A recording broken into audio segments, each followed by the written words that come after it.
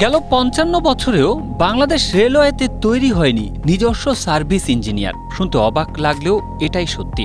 বিদেশ থেকে কেনা ইঞ্জিন রক্ষণাবেক্ষণ, ত্রুটি নির্ণয় ও প্রযুক্তিগত সহায়তার জন্য এখনও ভাড়া করা ও বিদেশি বিশেষজ্ঞ এবং পরামর্শকদের ওপর নির্ভরশীল সংস্থাটি। এতে প্রতি মাসে বিপুল অঙ্কের বৈদেশিক মুদ্রাসহ বাড়তি ব্যয় গুনতে হচ্ছে। রেলওয়ের প্রকল্প দলিল থেকে জানা গেছে ৩০টি লোকোমোটিভ বা ইঞ্জিন কেনার জন্য প্রতি মাসে পরামর্শক খাতে খরচ ধরা হয়েছে পৌনে ২৯ লাখ টাকা। আর এসব ইঞ্জিন রক্ষণাবেক্ষণের জন্য প্রতি মাসে সার্ভিস ইঞ্জিনিয়ার খাতে খরচ হবে ৮২,৫৮ টাকা। স্ট্রবেরি সুপার ডটেড ও ক্লাসিক ভ্যারিয়েন্টে সেন্সেশন জাগুক শিহরণ।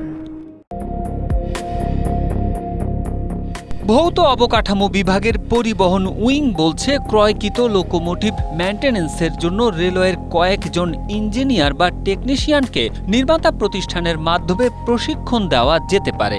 আর একটি রিসোর্স পুল তৈরির জন্য দরপত্র দলিলে উন্নত প্রশিক্ষণের সংস্থা রাখা যায়। এতে সংস্থার দক্ষতা বৃদ্ধি পাবে এবং প্রকল্প ব্যয় হ্রাস পাবে। এদিকে ৯৩ জনের পরামর্শ সেবা বাবদ ২৬,৭০,২৭,০০০ টাকার ব্যয় প্রস্তাবে যৌক্তিকতা নিয়ে প্রশ্ন উঠেছে।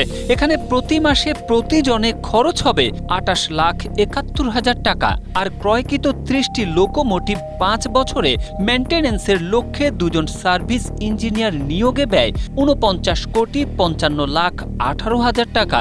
এখানে প্রতি মাসে খরচ হবে ৮২,৫৮,০০০ টাকা। এ নিয়ে একটি প্রতিবেদন প্রকাশ করেছে দৈনিক নয়া দিগন্ত।